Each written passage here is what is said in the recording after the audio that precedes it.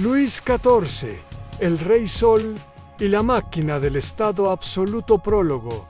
El niño que aprendió a ser reino cuando, en 1643, murió Luis XIII, Francia heredó, además de una corona, un tiempo de tensiones en guerras, facciones internas y una monarquía que debía decidir si seguir siendo árbitro de antiguas costumbres o transformarse en proyecto de gobierno moderno. En ese año subió al trono un muchacho de 4 años, llamado Luis Lugo, llamado el Grande y recordado, sobre todo, como el Rey Sol. Su reinado, el más largo de la monarquía europea, 1643 a 1715, fue la gran escuela de la centralización. Han armado de ministros extraordinarios, sobre todo Medesus, Mazarino, en la primera fase, y luego Colbert y Louvat, de una corte que se convirtió en laboratorio de poder y de guerras que expandieron las fronteras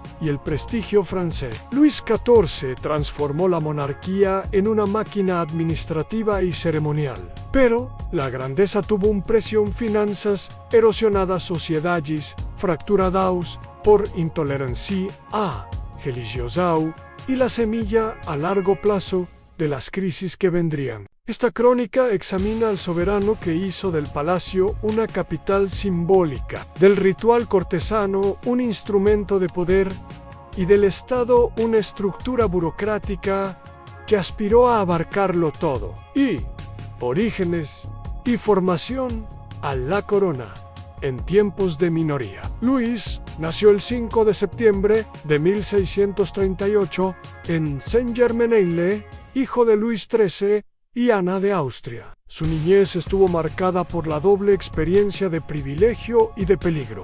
A la corte era escenario de alianzas cambiantes. Las guerras religiosas no estaban lejos, y la figura de la regencia, encabezada por su madre, la reina regente, inauguró la primera lección política. El trono es tanto símbolo como disputa. La educación del príncipe combinó religión, latín, artes de corte y, sobre todo, la observación de quienes mandaban.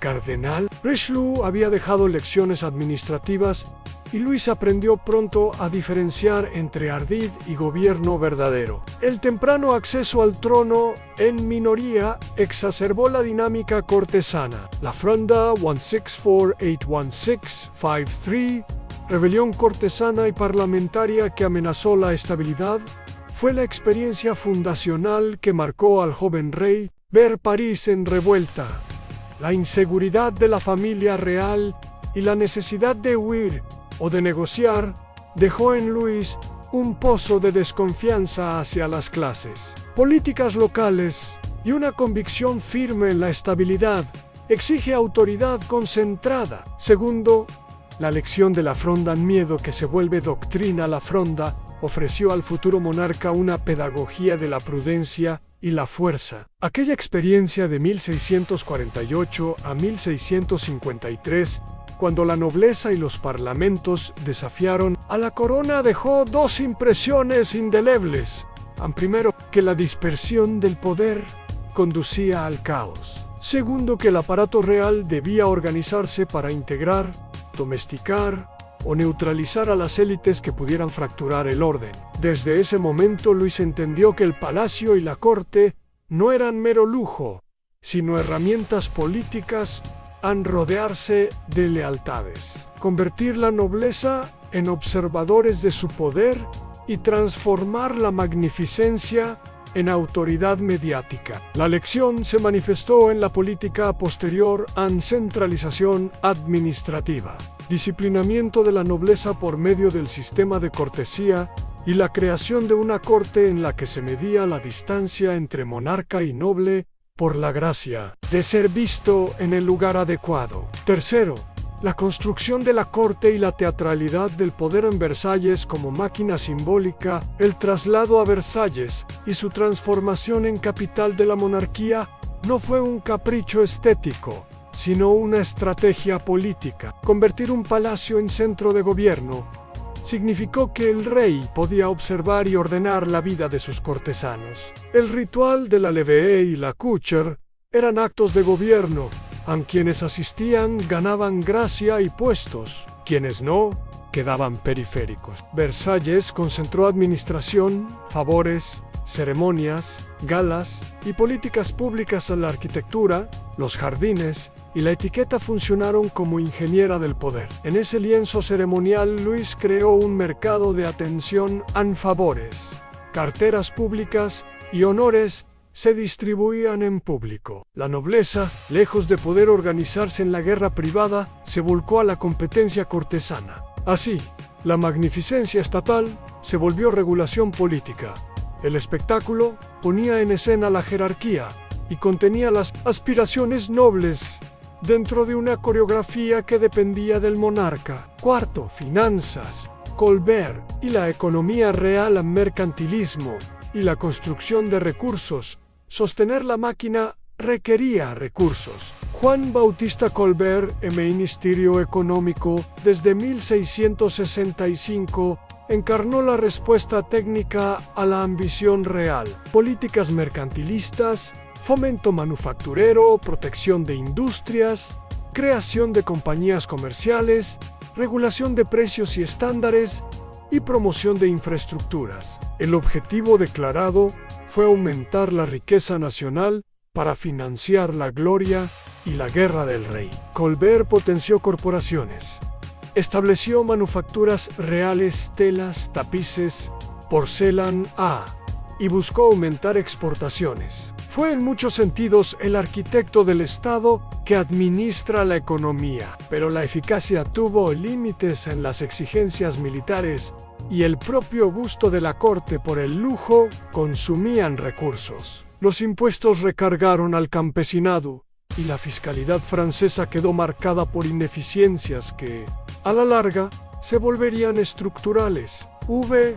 Ejército y guerra louva, profesionalización y la búsqueda de fronteras seguras. El Ministerio de Guerra, con Louva a la cabeza, profesionalizó el ejército para hacerlo instrumento real más confiable. Se creó un ejército permanente, mejor reclutado, mejor dotado de artillería y con logística que permitía campañas prolongadas. La guerra pasa así de ser una empresa noble y temporal a un proceso estatal permanente en reclutamiento. Provisión y administración militar se integran en la máquina del Estado. Este ejército permitió a Luis dirigir guerras que ampliaron la influencia francesa. Confrontaciones en Flandes, la guerra de devolución, la guerra franco-holandesa, la política de reuniones y finalmente conflictos mayores, como la Guerra de los 9 años y la Guerra de Sucesión Española. Esta última estalla a finales del reinado con efectos formidables. La guerra brindó gloria, territorios y prestigio dinástico, pero también exprimió las finanzas públicas y multiplicó el sufrimiento social. Sexto, política religiosa, intención de unidad, revocación y homogenización. La religión fue instrumento de unidad y control. La corona promovió el catolicismo como columna de la identidad nacional. Aquí Luis mostró la otra cara de su poder, la convicción de que la unidad religiosa reforzaba la unidad política. La política produjo consecuencias masivas en emigración cualificada de hugonotes artesanos, comerciantes, oficiales que llevó talento a Inglaterra, Holanda y Prusia. Represión interna y la consolidación de una homogeneidad oficial. La intención de unidad le costó al país dinamismo económico y tensiones morales que algunos contemporáneos y muchos historiadores juzgaron como error estratégico. Séptimo, arte y mecenazgo en música, teatro, academias y la imagen del monarca. Luis XIV fue gran patrón de las artes. La corte patrocinó a Molière, Lully, Racine, a pintores, arquitectos y escultores. Se consolidaron la Academia Francesa, la Academia de Pintura y Escultura, la Academia de las Ciencias. La corte hizo del francés lengua de diplomacia y cultura europea en la institución, y el mecenazgo transformaron París y Versalles en polos culturales cuyo eco se extendió por Europa. El patrocinio fue, a la vez, política de prestigio y construcción de nación. El arte servía para legitimar y embellecer la monarquía. La corte era escuela de estilo y la cultura francesa, modelo para cortes europeas. La política cultural consolidó la hegemonía simbólica de Francia, que emergió como centro no solo militar, sino también civilizatorio. Octavo, la diplomacia y el gran tablero europeo al equilibrio, alianzas y el riesgo de la hegemonía. Luis aspiró al predominio. La política exterior buscó garantizar intereses dinásticos y territoriales al colocar a Borbones en reinos aliados, asegurar ciudades fronterizas y controlar rutas comerciales. El matrimonio y los derechos dinásticos crearon disputas. A la cuestión sucesoria española se convirtió, a finales de su reinado, en un conflicto internacional. Europa respondió con coaliciones sucesivas. El intento francés de imponer un orden hegemónico provocó la confluencia de potencias que temían la supremacía gala. La correlación de fuerzas hizo que la ambición culminara en resistencia. La diplomacia francesa ganó terreno en algunos tratados, pero a largo plazo, la agresividad expansionista tuvo un coste: enemigos reunidos y el desgaste económico por guerras prolongadas. Noveno, finanzas en tensión, el agotamiento estructural y la herencia fiscal.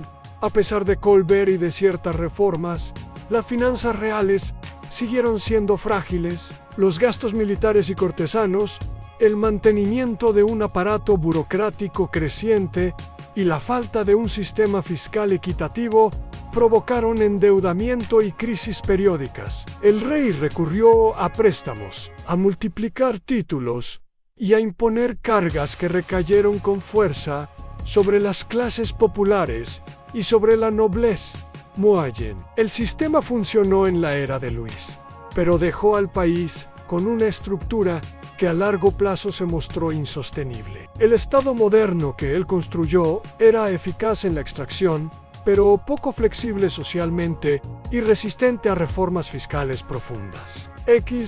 Vejez, sucesión y la imagen final, 1701 a 1715, en las últimas décadas. La salud del rey y la fatiga de la corona marcaron la prolongación de un ciclo. Guerras, la Guerra de los 9 Años y la Guerra de Sucesión Español, a que drenaron recursos y produjeron un cuadro europeo donde las alianzas cambiaban con rapidez. La mano firme del rey, que en su juventud había sido fuente de centralidad, encontró límites.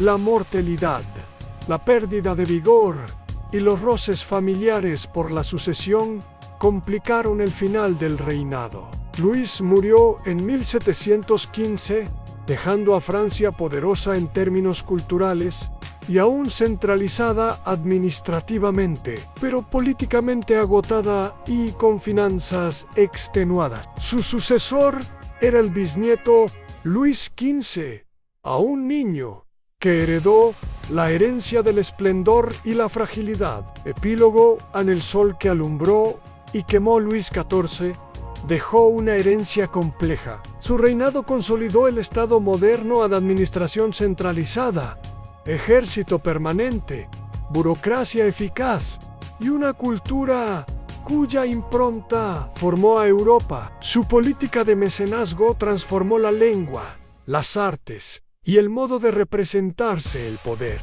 Pero su revolución monárquica fue también la del gasto y de la homogeneización coercitiva a la revocación del Edicto de Nantes. La presión fiscal, las guerras interminables y la teatralización del poder generaron tensiones profundas. A corto plazo, la monarquía triunfó en prestigio. A largo plazo, su modelo reveló límites que, a lo largo del siglo XVIII, se convertirían en causas de protesta y reconfiguración política. Legado político y cultural: Luis es el arquetipo del rey absoluto, cuya órbita creó la modernidad estatal europea. Versalles, la corte, las academias y el código de etiqueta de la corte sirvieron a generaciones. La centralidad francesa en el siglo XVII y el XVIII debe en buena medida a su obra, Sign, Embargo. La concentración del poder y la inmensa carga financiera que impuso sobre la sociedad fueron semillas de crisis futuras. A la fiesta y la opulencia tenían, por detrás, impuestos crecientes y economías locales tensionadas. La memoria del rey alterna hoy entre la admiración por la construcción estatal y el juicio por su intolerancia religiosa y sus guerras costosas. Reflexión final: el conflicto entre magnificencia y sustentabilidad. La biografía política de Luis XIV plantea una pregunta clásica: ¿puede la magnificencia estatal ser al mismo tiempo instrumento de legitimidad y política sostenible? Luis demostró que la magnificencia es formidable para construir lealtad inmediata y prestigio internacional. También mostró que, sin instituciones fiscales equilibradas y sin mecanismos de participación que absorban tensiones, la magnificencia deviene en carga. La enseñanza es doble en la consolidación del Estado moderno. Exige simultáneamente maquinaria administrativa y prudencia fiscal. La monumentalidad que sostiene la autoridad no es, por sí sola, garantía de estabilidad. El Rey Sol iluminó Francia, la hizo brillar, pero dejó, igualmente, sombras que la historia habría de leer y resolver. Así concluye la crónica de Luis XIV, el Rey Sol y la máquina del Estado absoluto. Un soberano que elevó la monarquía a la categoría de sistema, que hizo de la corte una escuela de gobierno y de la cultura un arma diplomática. Un rey cuya grandeza política convivió con decisiones cuyo coste social y financiero se mostrarían con el tiempo. Las expectativas se vuelven demasiado altas para la paciencia de la historia. Así que, si te gustó este video, no olvides darle like y suscribirte al canal para más contenido interesante. Nos vemos en la próxima.